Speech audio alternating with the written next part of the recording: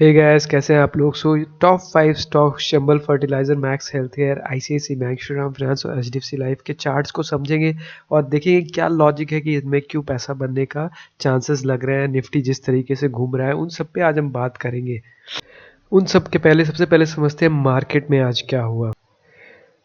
बाजार में आज पूरी तेजी थी। तीसरा दिन था लगातार। निफ्टी 22,900 पे आ गया, करीब करीब 1000 पॉइंट आ चुका है एक हफ्ते के अंदर। निफ्टी बैंक तो करीब रुकने का नाम ही नहीं ले रहा। सेंसेक्स भी आप देख सकते हो। निफ्टी मिड कैप और स्मॉल कैप में तो 2-2% की आज इंट्राडे में तेजी हुई है। मेटल शेयर्स बहुत तेज चल रहे हैं। डिफेंस हमने कल भी बात करी थी, जिन्होंने नहीं देखा जाके वीडियो देख सकते हैं। डिफेंस में हमने एचएल लिया था और आज 4-5% ऊपर है। आईटी शेयर्स नहीं चल रहे। आईटी शेयर्स में बहुत प्रॉब्लम है, लेकिन mid caps, small cap, reality, capital goods और पीएसयू बैंक्स में या पीएसयू स्टॉक्स में काफ़ी अच्छी तेजी है। तो उन सब पे ही आज हम बात करने वाले हैं। आज की सबसे बड़ी हाईलाइट थी मिड कैप। मिड कैप में अगर आप देखोगे तो 2% तक की रैली थी। 49,500 पे खुला और करीब करीब 50,700, मतलब 1200 पॉइंट चढ़ गया मिड कैप। मिड कैप में ही ज़्यादातर लोगों के जो पोर्टफोलियोज मिड कैप में ही पेन था, अब उसमें काफ़ी अच्छा सुधार देखने को मिला है। मिड कैप स्मॉल कैप में कई स्टॉक तो 10-10, 20-20% ऊपर चले गए। निफ्टी बैंक भी काफ़ी अच्छा आउट परफॉर्म कर रहा है। तो ये तो आज की मार्केट की हाईलाइट थी। रही बात उन स्टॉक्स की जो बहुत ही पिटे हुए थे, जैसे कि आपको दिखेगा यहाँ पर वोडाफोन आइडिया 6% ऊपर। इन सब में शॉर्ट कवरिंग होती है। बेसिकली लोगों को लगता है कि इनको नहीं बाई करना चाहिए। क्या होता है ना कि जो बहुत ज़्यादा पिटे होते हैं उसमें जो लोग शॉर्ट किए होते हैं, ऊपर जो लोगों ने एडवांस में शॉर्टिंग की होती है, वो अपनी प्रॉफिट बुकिंग करते हैं, तो मार्केट थोड़ी बहुत ऊपर चली जाती है।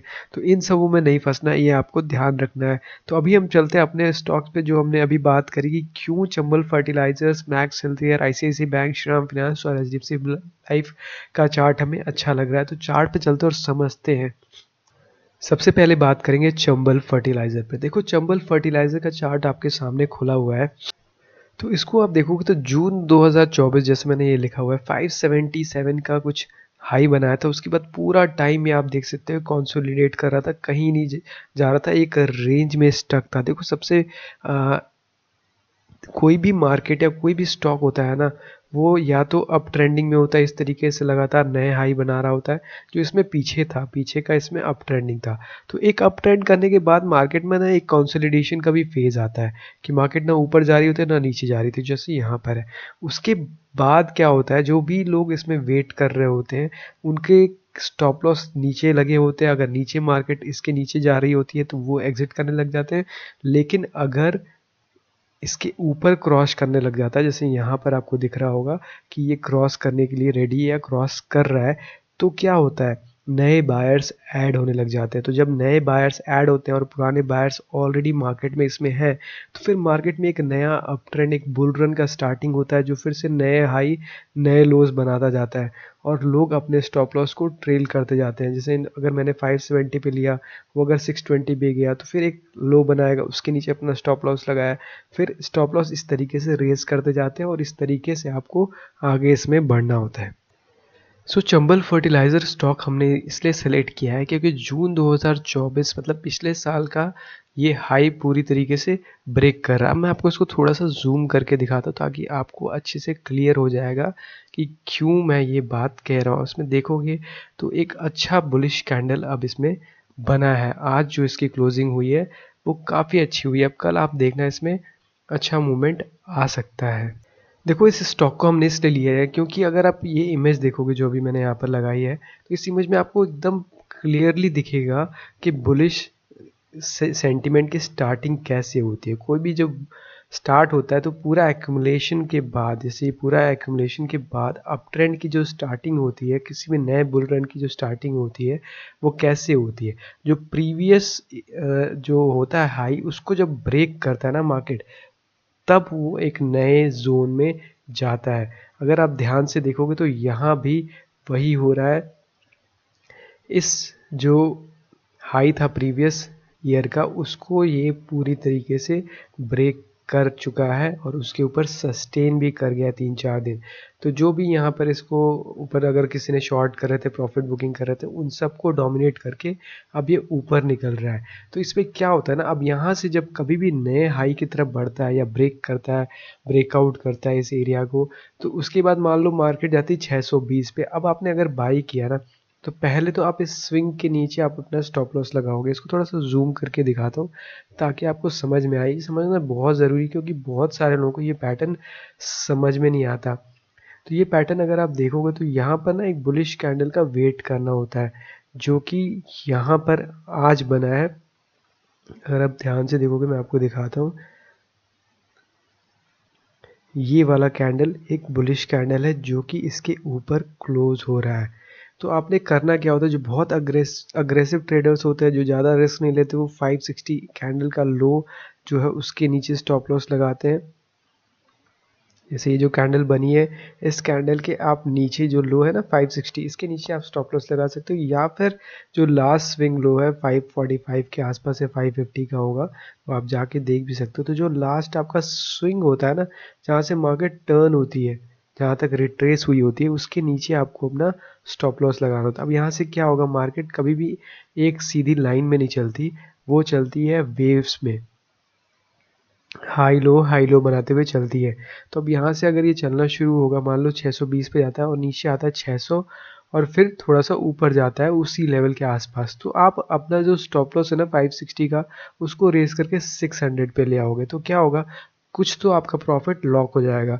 अब 620 से मान लो 640 पे जाता है, फिर ये नया हाई नया लो इस तरीके से करता रहेगा और आप अपने स्टॉप लॉस को रेस करते जाओगे। तो ये तरीका होता है मार्केट में ट्रेडिंग करने का। लॉन्ग टर्म के लिए भी आप ये चीज़ फॉलो कर सकते हो, और अगर ऊपर स्टॉप लॉस हिट हो जाता है तो आप एग्जिट कर दो, कोई बात नहीं, फिर नया अपॉर्चुनिटी देखो।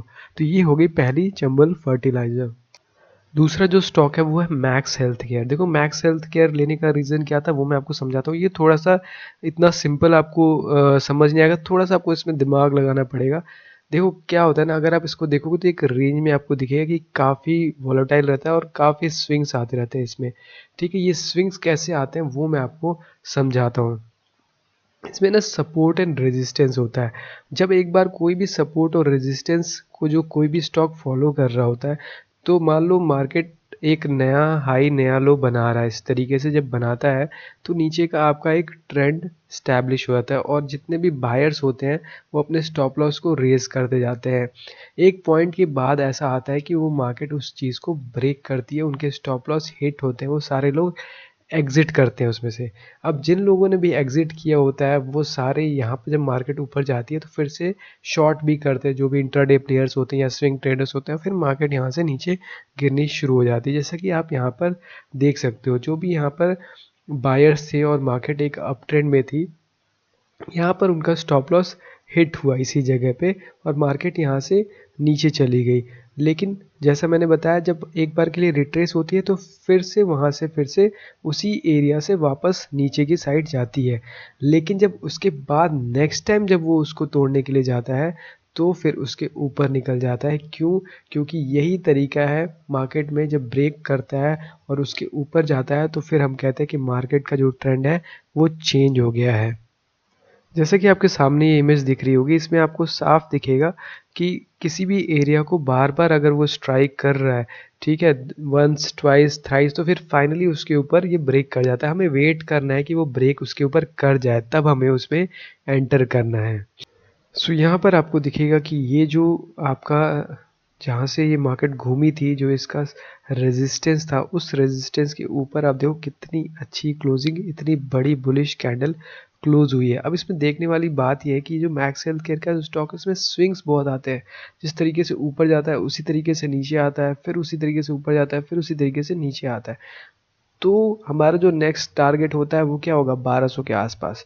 क्योंकि जिस तरीके से मार्केट नीचे आती है ना, उतनी तेज़ी से ऊपर भी जाती है। तो अगर हम इसमें एंटर करेंगे तो हमारा टारगेट होगा 1200 के आसपास, जिसमें हम एग्ज़िट करेंगे। लेकिन अगर ये 1025 जो आज का लो है उसको ब्रेक करेगा तो हम एग्ज़िट भी कर जाएंगे। ये आपको याद रखना है कि ये जो कैंडल का लो है 1025, इसके नीचे आपको एग्ज़िट भी मारना है। लेकिन हमारा टारगेट क्या है 1200 का। अगर ये ऊपर जाता है, जैसे मैंने आपको बताया, मार्केट कभी एक लाइन बन जाती है, हो सकता है ये नीचे डराने के लिए भी आए। तो अगर फिर उसके बाद पुल बैक करती है तो अपना स्टॉप लॉस रेज करके हम यहाँ ले आएंगे। फिर जिस तरीके से भी ये स्विंग ले ऐसे ऐसे चले और यहाँ तक लाकर अगर इसको ब्रेक कर देता है तो यहाँ से फिर आप इसमें से एग्जिट कर जाओगे। नेक्स्ट एग्जाम्पल है हमारा श्रीराम फाइनेंस का। देखो ये चार्ट समझने के लिए बहुत आराम से आपको समझ में आएगा कि सपोर्ट एंड रेजिस्टेंस कैसे काम करता है, तो उस चीज़ को हम समझते हैं। देखो सबसे पहले तो आप ये देखो, कभी भी मार्केट जैसे मैंने बताया कि अप ट्रेंड में होता है और उसको कैसे कंटिन्यू करता है और कैसे उसका ट्रेंड ब्रेक होता है और फिर ट्रेंड ब्रेक होने के बाद फिर से वापस से कैसे उसका ट्रेंड कंटिन्यू होता है, वही हमें इसमें समझना है। तो देखो यहाँ से अगर आप ध्यान से देखोगे तो इसका यहाँ पर जो ट्रेंड है ये ब्रेक हुआ था, यहाँ पर सबके स्टॉप लॉस ट्रिगर हुए थे और यहीं से मार्केट गिरनी शुरू हुई थी। अब देखो वापस से गया, वहाँ से फिर से रिजेक्शन आया, क्योंकि जो सपोर्ट एरिया होता है जहाँ से मार्केट ने एक बार सपोर्ट लिया होता है वो जब ब्रेक होता है तो वही हमारे लिए रेजिस्टेंस का काम करता है। एक बार और आप यहाँ देखोगे तो उसी जगह पर आकर और वहाँ से फिर से रिजेक्ट हुआ है। तो 3 बार तो ऑलरेडी रिजेक्ट हुआ है और अब उसके बाद इसके ऊपर क्लोज कर गया है। तो जिस तरीके से मैंने आपको अभी समझाया था कि कैसे मल्टीपल टाइम जब स्ट्राइक करता है, मैं आपको फिर से वो इमेज दिखाता हूँ। जैसा कि इस इमेज में आपको दिख रहा होगा, कोई भी एक रेजिस्टेंस है जिसको वो multiple times, once twice thrice, तो फाइनली क्या होता है और नए नए अगर ऊपर हाई बनाता जा रहा है, मतलब कंसोलिडेशन में है और बार बार उसको स्ट्राइक कर रहा है, बार बार स्ट्राइक कर रहा है, तो फाइनली उसको ब्रेक कर ही जाता है। तो यही चीज़ यहाँ पर भी अप्लाई होती है। यहाँ पर भी आप देख सकते हो कि यहाँ पर एक बार के लिए यहाँ पे गया, फिर नीचे से वापस आया और उस जगह पे सेकेंड टाइम गया एंड फाइनली उसको ब्रेक कर गया है। और इसको मैं आपको जूम करके दिखाऊंगा इस कैंडल को। तो जूम करके अगर आप देखोगे तो आपको समझ में आएगा कि कितनी अच्छी क्लोजिंग हुई और कितना अच्छा बुलिश कैंडल बना है। बुलिश कैंडल मतलब क्या होता है, जो कैंडल का साइज है वो अच्छा खासा एक डिसाइसिव ब्रेकआउट होना चाहिए। जो आपका एरिया है उसको ये अच्छे तरीके से ब्रेक करना चाहिए, तभी उसको बोलते हैं कि हाँ अब हम यहाँ पर एंट्री ले सकते हैं। अब इसमें 2 केस बनता है। एक तो जो कि लास्ट स्विंग लो है, स्विंग लो क्या है, ये है 610 के आसपास। इसके नीचे आप स्टॉप लॉस लगाओ, लेकिन जो बहुत अग्रेसिव होता है, जैसे मैं तो सीधे इस कैंडल का जो डे का लो होता है उसके नीचे स्टॉप लॉस लगा लेता हूँ। अगर कल को मार्केट पूरी तरह से रिजेक्ट हो जाती है, कुछ भी न्यूज़ आ सकती है, तो मैं इसको एग्जिट कर जाऊंगा, अदरवाइज मैं इसको होल्ड करूंगा। और नेक्स्ट हमारा टारगेट क्या होगा इसमें, फर्स्ट टारगेट हमारा होगा नेक्स्ट रेजिस्टेंस जो कि 720 का है। हम देखेंगे कि वहाँ पर जाकर ये क्या पैटर्न फॉर्म कर रहा है। अगर देखो मार्केट जाती है इस तरीके से, चलती है ऊपर उसी एरिया पर जाकर और प्रीवियस जो स्विंग लो है उसको ब्रेक कर जाए तो आप एग्जिट कर दो। अगर नहीं ब्रेक करती है और फिर से इसी को ब्रेक करिए तो 2 ऑप्शन है, आप ऐड भी कर सकते हो पोजीशन जब इसको ये ब्रेक कर रहा है यहाँ पे, या फिर आप इसको फिर कंटिन्यू कर सकते हो ऊपर के लिए होल्ड करने के लिए। तो ये तरीका होता है, इसीलिए हमने इस स्टॉक को लिया है। सो आई होप आपको काफ़ी चीज़ें क्लियर हो गई होंगी कि क्यों हमने इन स्टॉक्स को लिया। सा देखो एचडीएफसी लाइफ में भी वही पैटर्न है और आईसीआईसी बैंक में भी वही पैटर्न बना है जिसको हमने पिछले वीडियो में भी डिस्कस किया हुआ है। तो आप जाके उसको भी चेकआउट कर सकते हो। अगर आपको फिर भी कोई डाउट है तो आप कमेंट सेक्शन में बता सकते हो, मैं ज़रूर उसको आंसर करने की कोशिश करूँगा। तो आज की वीडियो को यहीं तक रखते हैं, फिर मिलते हैं आपसे अगली वीडियो में। तब तक के लिए take care, see you, bye.